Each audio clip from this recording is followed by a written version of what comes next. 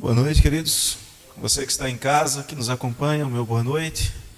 Nós vamos continuar a falar um pouquinho sobre este marcante episódio do ministério do Senhor Jesus, depois de uma verdadeira aula de arqueologia, geografia. Eu me senti nas aulas do seminário de HGAB, História, Geografia e Arqueologia Bíblica. Eu tinha até esquecido a sigla da matéria. Excelente. Vamos continuar, então. Já sabemos, faltou quase pintar um quadro de Jericó aqui para nós nessa noite.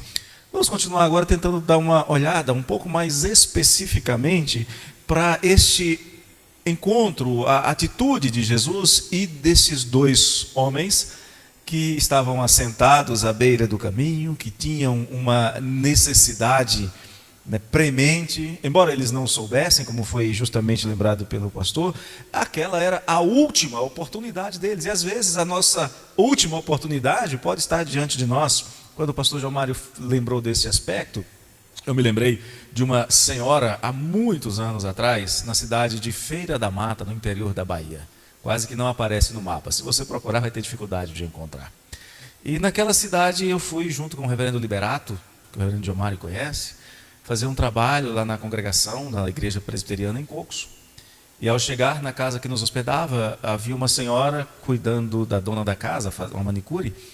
E eu perguntei para essa senhora, o nome dela, ela me falou, a dona da casa disse que aquela pessoa que estava ali gostava da igreja, frequentava a igreja, mas não era membro da igreja. Eu então perguntei para aquela senhora, cujo nome era Maria, e o que te falta então? Por que você não toma uma decisão, já que você frequenta tanto a igreja? E ela me disse, isso era um sábado, ela me disse, Marton, eu tinha dado meu nome para ela, Marton, eu vou fazer o seguinte, amanhã eu vou para a igreja, hoje não. A gente tinha um trabalho no sábado à noite, domingo pela manhã. Eu disse, mas por que hoje não? Ela disse, porque hoje à noite tem uma festa. Eu vou para essa festa e eu já comprei a mesa, que era uma entrada coletiva. Eu já comprei a mesa, eu vou para essa festa. Mas vai ser a minha última festa. Eu vou para a igreja no domingo. Não podia fazer nada, além de dizer, ok, aguarda a senhora lá. E no domingo pela manhã, 8h30, nós nos dirigíamos à igreja, passávamos em frente à casa desta senhora. E o dono a pessoa que nos hospedava, a família que nos hospedava, disse, é aqui que mora a Maria. Só que ele próprio achou estranho, porque a porta estava aberta, a luz de fora estava acesa, mas seguimos para a escola bíblica. Quando foi umas 10 horas, chega alguém e vai falar no ouvido dele, ele olha para mim, olha para o pastor e diz, preciso sair. Logo depois, terminamos a escola bíblica, e para resumir, o que aconteceu foi que naquela noite, a Maria foi para a festa, a Maria curtiu a festa, e ao retornar para casa, já de madrugada, ela e uma outra colega, a colega a deixou na porta de casa, e quando ela entrou, antes que fechasse a porta, ela teve um infarto fulminante. E ela não sabia, mas aquela conversa comigo era a sua última oportunidade, que não foi abraçada. Talvez nós, em muitas situações, nos encontremos assim. Por isso, é importante nós observarmos a atitude destes cegos. Eles não podiam ver a luz que, vinda ao mundo, ilumina todo homem, mas eles ouviram falar de Jesus. E geralmente, uma pessoa que é cega tem bons ouvidos. Na literatura são raríssimos os casos, talvez até, eu não me lembro de ter lido já um caso de uma criança ter nascido cega e surda. É algo inusitado, ou nasce com uma coisa ou nasce com outra. E esses dois homens que não conseguiam enxergar, que se Jesus passasse silenciosamente por eles, eles não saberiam quem era. Esses dois homens ouvem falar que o profeta de Nazaré, que há 3 anos faz sinais e maravilhas, estava passando por Jericó. E eles então tomam uma atitude de suplicar, de buscar ao Senhor.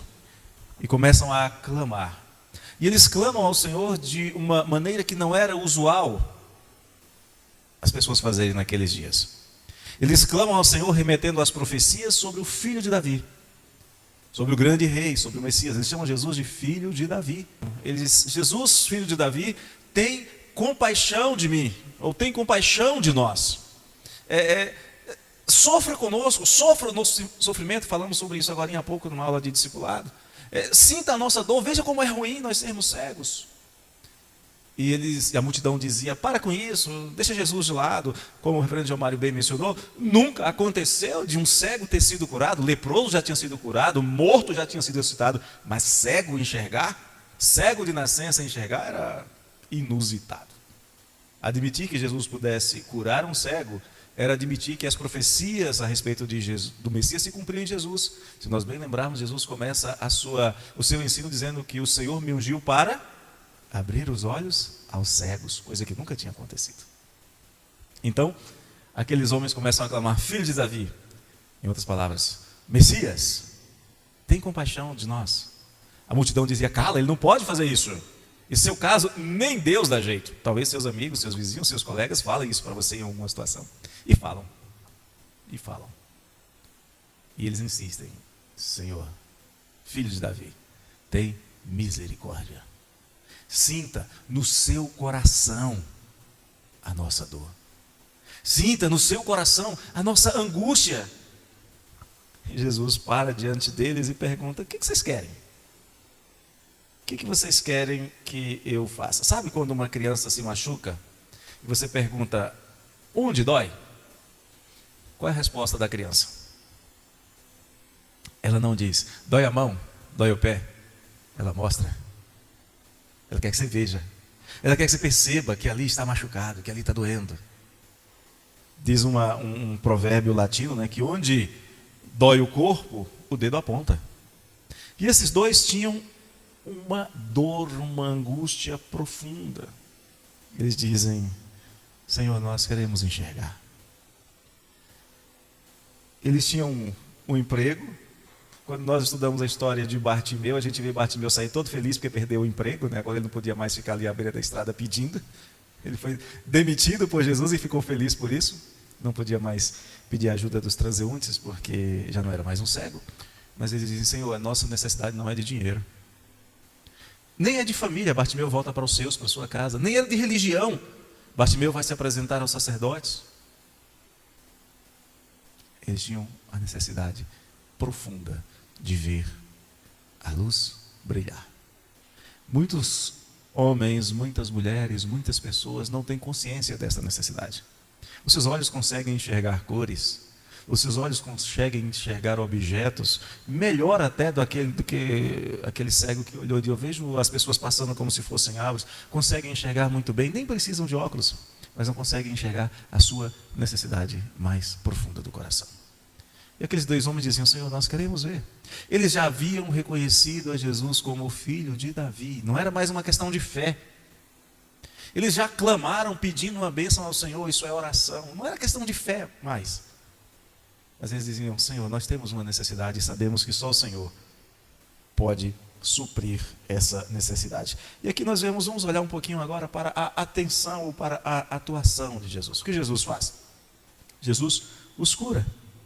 A promessa do Senhor é que quando nós o buscamos de toda a nossa força, quando nós o buscamos verdadeiramente, Ele se deixa encontrar. E o Senhor Jesus ouviu a oração daqueles homens, ouviu o clamor daqueles homens. Jesus certamente percebeu que tinha gente tentando atrapalhar, e gente tentando atrapalhar outros de chegarem a Jesus. Não é novidade na Bíblia, não foi a primeira vez. Quando levavam as crianças para Jesus, nós vimos isso alguns dias atrás. Tinha gente impedindo. Jesus diz: deixai vir a mim os pequeninos, não as embaraceis. Quando aquela mulher que tinha uma filha doente vai pedir a ajuda de Jesus, os discípulos de Jesus dizem: olha, vem essa mulher aí fazendo barulho, clamando e gritando, manda que ela se cale. Jesus diz: não, deixa vir, ela tem fé, eu vou atendê-la. E aqui nós temos então Jesus ouvindo o pedido destes cegos, socialmente irrelevantes, mas homens que reconheceram quem Ele era, sem terem olhos para ver, mas tinham ouvidos para ouvir. E quando Jesus olha para estes homens, o texto sagrado diz que Jesus se compadeceu deles. Jesus teve misericórdia deles. Jesus foi movido de íntima compaixão. É algo maravilhoso nós pensarmos que talvez você já tenha passado por isso. Esta semana a minha família estava assistindo um programa de televisão e uma pessoa foi enganada, um senhor idoso foi enganado pela própria filha, e neste enganar ele ficou profundamente decepcionado com uma outra pessoa. E aquele ator conseguiu É uma cena que merece ser gravada para exemplo. Ele conseguiu mostrar a profundidade da angústia no seu coração. E às vezes nós estamos angustiados, conseguimos disfarçar ou não conseguimos expressar. Você já parou para pensar que Jesus compreende, Jesus sente no seu coração a sua angústia? Que quando você diz para Ele o que você está sentindo, Ele sabe exatamente o tamanho da sua dor. Sabe aquele momento que a sua garganta está parecendo que tem uma bola de tênis e você não sabe se você grita, se chora, se procura um lugar escuro? Jesus conhece. Jesus te compreende. E Jesus olhou para aqueles dois homens e compreendeu a sua angústia de coração. Percebeu que eles estavam deveras angustiados. E eles foram objetos da compaixão do Senhor. Porque clamaram, porque pediram perseverantemente, apesar de oposição. Aqueles homens foram objetos da compaixão do Senhor. Mas aqueles homens foram também objetos não apenas da compaixão, mas da ação poderosa do Senhor. Eu posso talvez em alguns momentos sentir, compreender a dor de alguém, me colocar do lado, amparar, chorar junto, orar junto, como aqueles dois oraram juntos. Mas, em contraste com o que alguns ensinam, que existem pessoas de oração poderosa, poderoso é o Senhor. E é o seu poder, revestido de misericórdia, que nós devemos buscá-lo. A palavra do Senhor pergunta: será se aquele que formou a boca não pode fazer o mudo falar? Ou aquele que formou o olho não pode curar?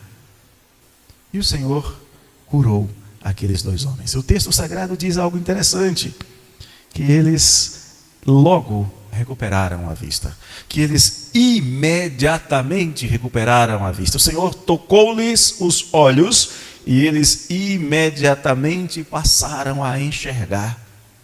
Eles foram alvos do gracioso e do infinito poder de Deus. Um milagre jamais visto, um milagre que não era esperado.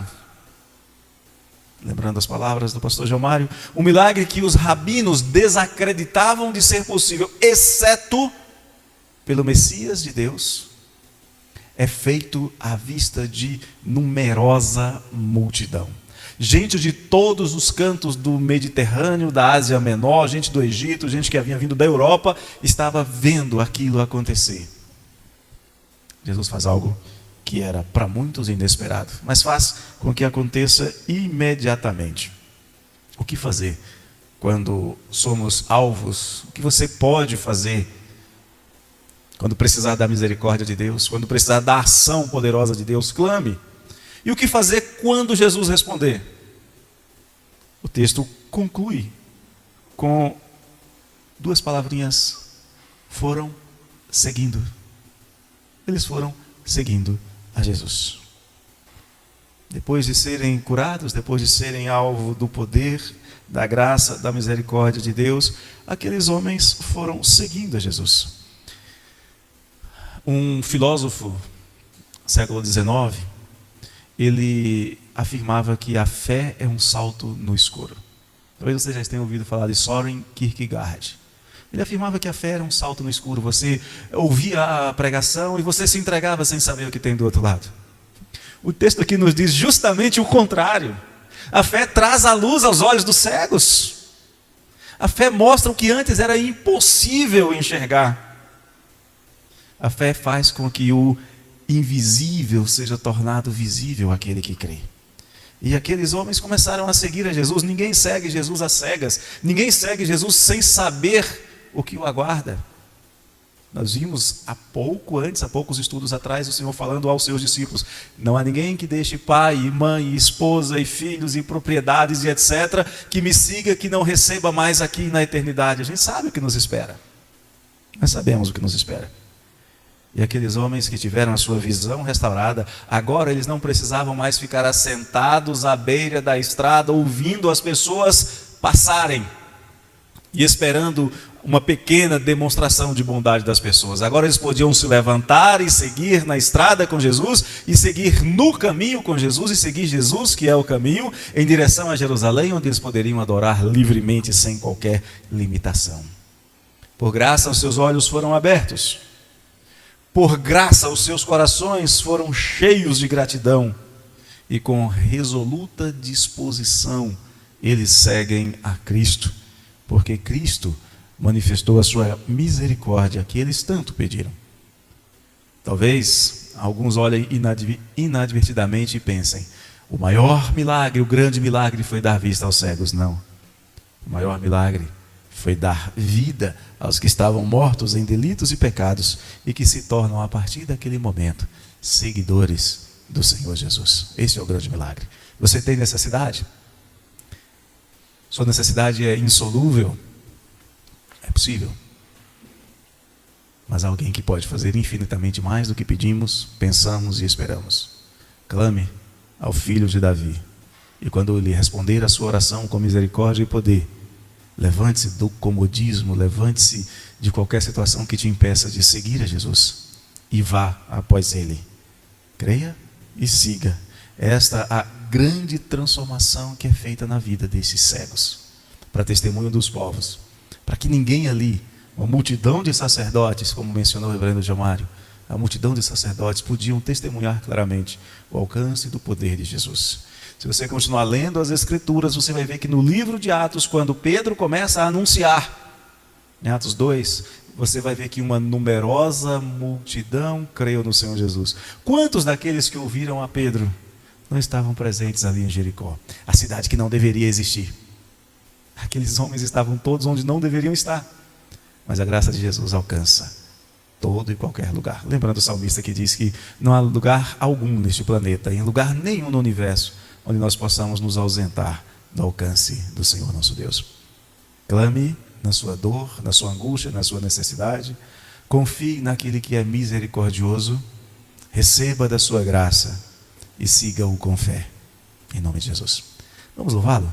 Hino de número 113. Vamos louvar a esse Deus misericordioso e gracioso, que manifesta o seu poder e misericórdia sobre as nossas vidas.